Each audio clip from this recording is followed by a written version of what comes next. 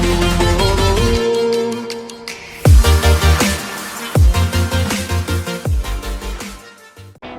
anak-anakku, Assalamualaikum warahmatullahi wabarakatuh. Bismillah, alhamdulillah, wassalatu wassalamu ala rasulillah wa ala alihi wa sahbihi wa mawalah, wala hawla wala quwata illa billah. Baik anak-anakku, di pagi hari yang cerah ini, alhamdulillah Ustadz Bagus Abdul Rahman bisa menyapa anak-anaknya, yaitu siswa-siswi kelas 4 SD Bumi Anak Soleh, dalam pembelajaran jarak jauh di mata pelajaran pendidikan agama Islam. Baik anak-anakku, alhamdulillah kita saat ini materi pelajaran yang keempat, yaitu tentang bersih itu sehat. Nanti materinya apa Ustaz? Nanti akan bahas setelah ini. Tapi sebelumnya anak-anakku, silakan mari kita mulai pagi hari ini dengan bacaan basmalah bersama-sama. Bismillahirrahmanirrahim. Semoga dengan baca bismillah, apa-apa yang kita pelajari hari ini bermanfaat untuk kita kelak. Amin. Baik anak-anakku, Ustadz akan membacakan tentang KD yang pada kesempatan hari ini akan saya terus ajarkan ke anak-anaknya, yaitu muatan KD-nya KD 3.14, yaitu siswa dapat memahami tata cara bersuci dari hadas kecil dan besar sesuai ketentuan syariat Islam. Adapun KD 4.14-nya, siswa dapat menunjukkan tata cara bersuci dari hadas kecil dan besar sesuai dengan syariat Islam. Baik anak-anakku, itu KD yang akan kita pelajari pada pagi hari ini. Oke, baik anak-anakku, sebelum Ustadz masuk di materi, Ustadz akan tanya kabar. Bagaimana kabarnya anak-anakku pada pagi hari ini? Alhamdulillah, semoga semuanya baik-baik saja anak-anakku. Tetap stay at home, tetap di rumah. Kita belajarnya via online, ya, agar semuanya terhindar dari penyakit-penyakit yang masih ada di sekeliling kita. Semoga keluarga kita sama Allah diberikan kesehatan, terhindar dari COVID-19. Amin Allahumma amin ya rabbal alamin. Baik anak-anakku, Ustadz masuk di materi. Ustadz, apa sih artinya bersih itu? Bersih artinya bebas dari kotoran. Anak-anakku, kotoran itu banyak sekali. Misalkan kotoran dari binatang, ya, kotoran dari manusia, itu termasuk kotoran. Kalau najis itu apa Ustaz? Najis adalah yang menjadikan terhalangnya seseorang untuk beribadah kepada Allah. Contohnya, kita mau sholat, ternyata di baju kita terkena kotorannya burung. Akhirnya kotorannya burung itu tadi menjadikan kita terhalang untuk beribadah kepada Allah, ya. Seperti kotoran hewan, seperti jarak dan lain sebagainya. Najis itu pasti kotor, ya, najis itu pasti kotor. Baik anak-anakku, tetapi perlu digarisbawahi, kalau kotor belum tentu najis. Contohnya apa Ustaz?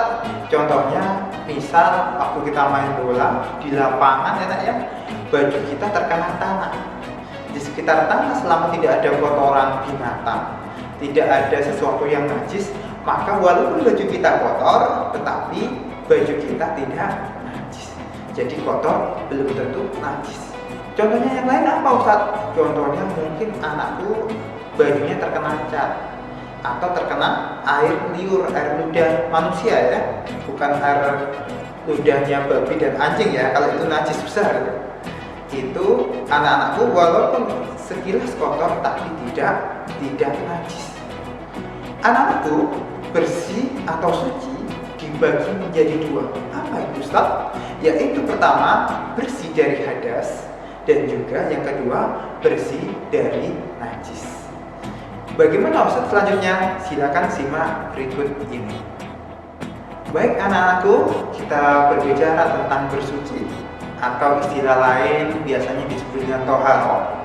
Toharo ada dua macam, tadi baru saya sebutkan, yaitu toharo dari hadas, dan juga yang kedua bertoharo atau bersuci dari najis. Anak-anakku, hadas terbagi menjadi dua. ya, yaitu ada hadas besar dan hadas kecil. Sedangkan kalau najis terbagi menjadi 3. Ada najis mukhaffafah atau najis ringan, yang kedua ada najis mutawasito, dan yang ketiga adalah najis mughalladh. Baik anak-anakku, selanjutnya kita mengenal hadas kecil dan hadas besar. Apa sih Ustadz Bagus hadas kecil itu? Hadas kecil itu sesuatu yang terhalang, membuat kita terhalang dari ibadah kepada Allah, berupa hadas kecil. Contohnya kita kentut. Misalkan ada seorang anak, dia mau sholat, tiba-tiba dia kentut, otomatis dia berhadas kecil dan dia berwudu lagi. Apa sih Ustadz Bagus yang membatalkan wudu itu sehingga orang disebut berhadas kecil selain kentut? Bisa anak-anakku BAK, buang air kecil, atau BAB, ya, atau anak-anakku bersentuhan antara cowok dan cewek yang bukan muhrim ketika dewasa, anak-anakku, atau ketika sudah balik. Itu semuanya menyebabkan anak-anakku wudunya batal, dan anak-anakku ketika ibadah kepada Allah, anak-anakku harus berwudu lagi. Wudu itu untuk mensucikan diri kita dari hadas kecil. Kalau hadas besar gimana Ustaz? Kalau hadas besar itu cara mensucikannya dengan mandi besar. Ustaz, siapa sih Ustaz yang harus mandi besar itu? Biasanya anak-anakku yang harus mandi besar untuk anak laki-laki, yaitu ketika anak laki-laki mimpi basah. Apa Ustaz mimpi basah itu? Mimpi basah dimana ketika anak-anakku ketika sekitar umur 12 tahun, bagi anak laki-laki, tidur dan bermimpi dengan lawan jenisnya, sehingga anak-anakku merasa senang di mimpinya, kemudian keluarlah cairan dari tempat pipisnya seperti ngumpul, ya, akan tapi tidak encer anak-anakku, dan ini adalah hadas besar untuk anak laki-laki, yaitu dia harus mandi wajib. Kalau untuk anak putri Ustadz, apa Ustadz yang menyebabkan dia hadas besar? Kalau untuk anak putri, biasanya anak sekitar usia 10-12 tahun, itu biasanya keluar darah, ya, keluar darah atau yang biasa disebut dengan darah haid.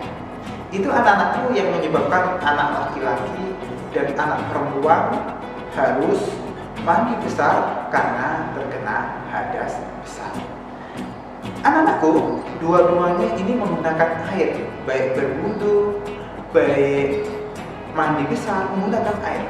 Tetapi kalau tidak ada di sekitarnya, kedua-duanya bisa dengan bertayamum. Begitu anak-anakku. Anak-anakku, alhamdulillah, Ustadz barusan sudah belajar tentang hadas dengan anak-anaknya. Sekarang Ustadz ingin mengajarkan kepada anak-anaknya tentang macam-macam najis. Sebagaimana tadi Ustadz singgung, anak-anakku, najis ada 3. Apa Ustadz itu Ustadz? Pertama, najis mukhaffafah, yang kedua najis mutawasito, dan yang ketiga adalah najis mughalladh. Apa Ustadz maksud dari setiap najis ini? Yang pertama, anak-anakku bisa jelaskan najis mukhaffafah atau najis yang ringan. Contohnya apa Ustadz? Yaitu contohnya dari najis mukhaffafah ini ialah air pipis adik bayi yang laki-laki yang umurnya masih di bawah 2 tahun, yang masih hanya minum air susu ibunya saja. Ustadz, kalau ada anak bayi sebagaimana yang tadi Ustadz sampaikan, pipis bagaimana cara mensucikannya? Cukup dipercikan air sudah suci. Itu adalah najis mukhaffafah. Adapun yang kedua anak-anakku, yaitu najis mutawasito atau najis sedang. Apa sih Ustadz Bagus contohnya dari najis mutawasito ini? Najis mutawasito ini contohnya ya kotoran binatang, kotoran manusia, darah, nanah, dan lain sebagainya. Cara mensucikannya bagaimana Ustadz? Cara mensucikannya adalah anak-anakku harus menghilangkan zatnya dulu. Kalau ada kotorannya, misalkan terkena lantai, kotorannya dihilangkan sampai bersih. Kotorannya mungkin itu anak-anakku bisa disapu atau bisa dipakai tisu, ya, sampai hilang zatnya, sampai hilang kotorannya. Setelah hilang kotorannya, anak-anakku harus pastikan kotorannya sudah hilang, baunya juga sudah hilang. Ya, setelah hilang semuanya, bisa dibasuh dengan air. Jadi harus hilang baunya, harus hilang zatnya, baru kita basuh pakai air. Biasanya anak-anakku kalau untuk kotoran ini, biasanya kita bisa mencampurkan dengan pewangi, ya, ya. Jadi biar bau-bau yang kurang sedap tadi bisa hilang karena adanya pewangi. Baik anak-anakku, yang ketiga yaitu najis muhladho, najis besar. Najis besar ini contohnya adalah najis yang berasal dari dua hewan, yaitu hewan babi dan hewan anjing. Misalkan suatu ketika anak-anakku bermain bola, ya, bermain bola tenis, ya. Ternyata bola tenis ini habis dijilat, habis dibawa mainan sama anjing ataupun dipakai babi, akhirnya bola tenis ini basah. Ketika bola tenis ini basah, anak-anakku pegang dengan tangannya anak-anakku, otomatis tangan anak-anakku ini terkena najis muhladho. Bagaimana Ustaz cara membersihkannya, Ustaz? Cara membersihkannya, tangan yang tadi habis menyentuh bola tenis, yang habis diludahi, yang habis dijilat sama anjing ataupun babi, cara membersihkannya dibasuh tangan kita 7 kali dengan air, akan tetapi anak-anakku salah satunya dengan tanah, ya, salah satunya dengan tanah. Itu anak-anakku cara membersihkan hadas kecil, itu cara membersihkan najis yang kecil atau najis mukhaffafah. Yang kedua najis mutawasito atau najis sedang, yang ketiga najis muhladho. Baik anak-anakku, terima kasih. Selanjutnya Ustaz Bagus bahas tentang bagaimana anak-anakku ketika kita sholat, apa yang harus dibersihkan. Baik anak-anakku, ketika anak-anakku sholat, pertama badan tubuh kita harus bersih, bersih dari hadas kecil maupun bersih dari hadas besar. Yang kedua, pakaian yang kita pakai, kita pastikan tidak ada najis yang ada di pakaian kita, tidak ada kotoran burung atau kotoran cicak, atau tidak terkena darah. Yang ketiga adalah tempat kita sholat atau sajadah kita. Kita pastikan sajadah kita adalah tempat yang suci, ya, yang bersih, tidak ada kotoran apa.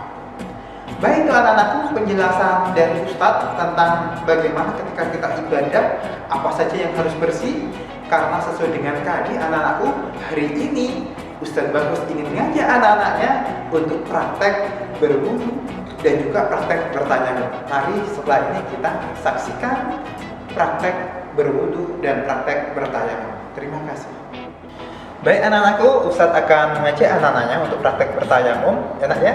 Tapi anak-anakku pastikan ketika anak-anakku mau bertayamum, pastikan anak-anak sudah mencari di mana-mana tidak ada air, baru boleh bertayamum. Yang kedua, anak-anakku boleh bertayamum barangkali anak-anakku kondisi sakit. Ketika kita kena air, kita tambah sakit, kita boleh bertayamum. Baik, Ustadz akan praktekkan bagaimana cara bertayamum. Ingat anak-anakku, tayamum ini adalah pengganti wudhu ketika kita akan sholat.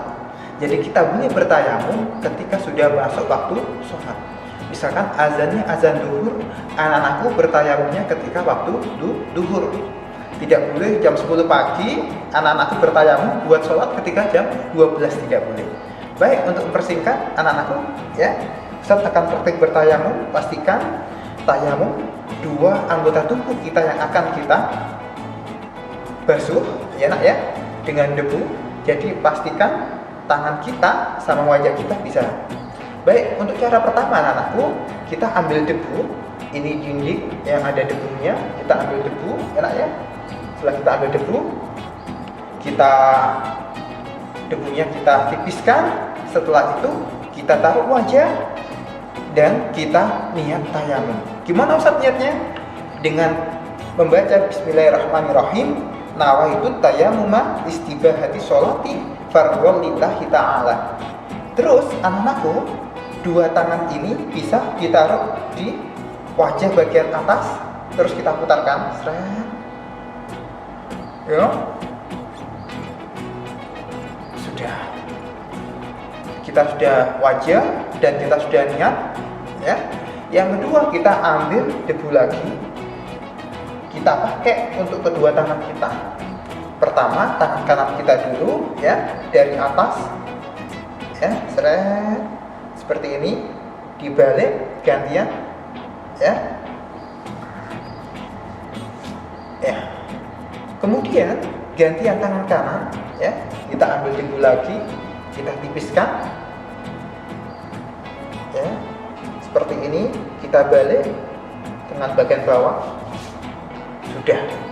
Itu caranya praktek bertayamum. Baik anak-anakku, jangan lupa nanti anak-anakku di rumah bisa mempraktekkan masing-masing. Terima kasih. Baik anak-anakku, Ustadz di sini akan mengajak anak-anaknya untuk praktek berwudu.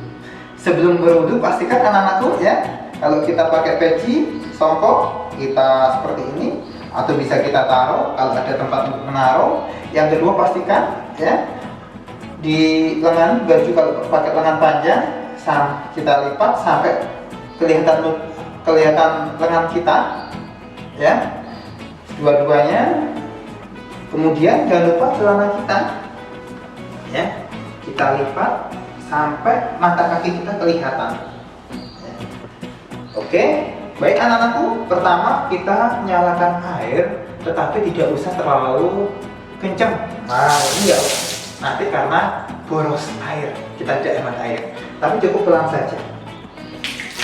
Secukupnya kita basuh tangan sama kita berdoa. Bismillahirrahmanirrahim. Alhamdulillahilladzi ja'alal ma'a tahura. Ya Allah, terima kasih Engkau menjadikan air ini sehingga aku bisa bersuci.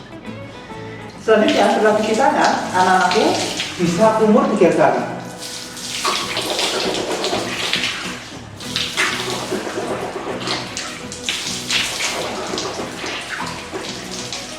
Sesudah anak-anakku berkumur, selanjutnya yaitu membersihkan hidung, ya, dan sedikit kita hirup airnya 3 kali anak-anakku.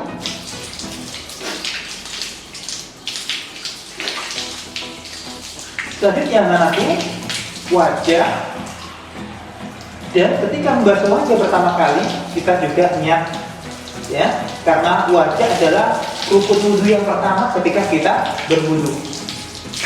Nama itu wudhu'a birafil hulanjir al-hori fardolillah ta'ala. 3 kali anak-anakku, ingat airnya ditaruh di kening kita, nah, ya. Satu kali lagi. Anak-anakku, pastikan sepatu punya rambut ini semuanya terkena air, ya, dipastikan terkena air semuanya. Selanjutnya, ketika wajah sudah, ingat niatnya pada waktu membasuh wajah yang pertama, ya, ya. Selanjutnya kita basuh tangan 3 kali, ya, sampai sikunya basah, ya. 1, 2, 3. Selanjutnya tangan kiri anak-anakku. 1, 2, 3. Anak-anakku, ya, sikunya basah, ingat sampai siku. Terkadang Ustaz amati kalau ada anak wudhunya sampai hanya lengan saja, ya, segini, ini maaf wudhunya kurang sempurna, ya. Setelah tangan anak-anakku, kita basuh rambut anak-anakku, ya, 3 kali. Sesudah itu anak-anakku telinga kanan dulu 3 kali, ya. 1, 2, 3. Ingat anak-anakku, ketika kita membasuh telinga dengan tangan kita, telinga kanan dengan tangan kanan, jari telunjuk ini di dalam, ibu jari di luar telinga, ya. Jadi dibersihkan, ya, terus bersama-sama seperti diurut ke atas, seperti itu. Begitu juga dengan tangan kiri untuk telinga kiri. 1, 2, 3. Dan yang terakhir anak-anakku kaki ya, kita seperti ini, pastikan sampai mata kaki terkena air ya. Jangan lupa sela-sela jarinya agar semuanya terkena air. 1, 2,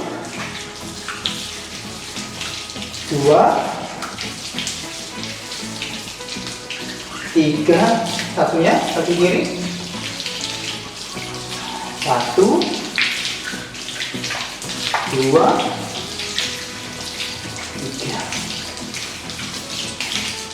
Setelah anak-anakku terakhir di kaki, anak-anakku jangan lupa membaca doa disertai dengan menghadap kiblat. Kalau bisa menghadap langit juga. Asyhadu an la ilaha illallah wahdahu la syarika lah wa asyhadu anna Muhammadan abduhu wa rasuluh. Allahumma ij'alni minat tawwabin waj'alni minal mutatahhirin waj'alni min ibadikas sholihin walhamdulillahi rabbil alamin. Baik anak-anakku, itu tata cara berdoa sesudah wudhu. Semoga bermanfaat. Semoga kita mendapatkan sunnah dari Nabi kita Rasulullah Muhammad Sallallahu Alaihi Wasallam. Amin Allahumma amin. Baik anak-anakku, alhamdulillah kita dari tadi sudah belajar tentang hadas ya, hadas kecil, hadas besar. Yang kedua kita juga belajar tentang najis. Dan yang terakhir Ustaz Bagus barusan mengajak anak-anaknya untuk praktek bertayamum dan juga praktek berwudu. Harapannya Ustadz, anak-anaknya bisa mempraktekkan ini dengan baik. Anak-anak bisa berwudu dengan baik. Kenapa Ustadz? Karena sangat disayangkan ketika anak-anak sholatnya baik, tetapi wudunya tidak baik atau wudunya tidak sah, maka sholatnya belum diterima oleh Allah Subhanahu wa Ta'ala. Jadi ingat anak-anakku, kalau anak-anakku ingin sholatnya diterima, otomatis berwudunya juga yang baik, berwudunya juga yang tertib, rukun-rukun wudunya jangan sampai dihilangkan ya. Lebih-lebih ketika saat membasuh tangan pastikan sampai siku, dan juga ketika membasuh kaki pastikan sampai mata kaki. Baik itu anak-anakku, Ustadz Bagus hari ini tidak ada tugas buat anak-anaknya, tapi Ustadz Bagus berharap kepada anak-anaknya untuk bisa praktek berwudu dan praktek bertayamum dengan dipandu oleh ayah bunda masing-masing. Sekali lagi anak-anakku, praktek dipandu ayah bunda, tetapi tidak perlu dikirimkan videonya kepada Ustaz dan Ustazah. Terima kasih, semoga bermanfaat. Ustaz akhiri, subhanakallahumma bihamdika asyhadu an la ilaha illa anta astaghfiruka wa atubu ilaik. Assalamualaikum warahmatullahi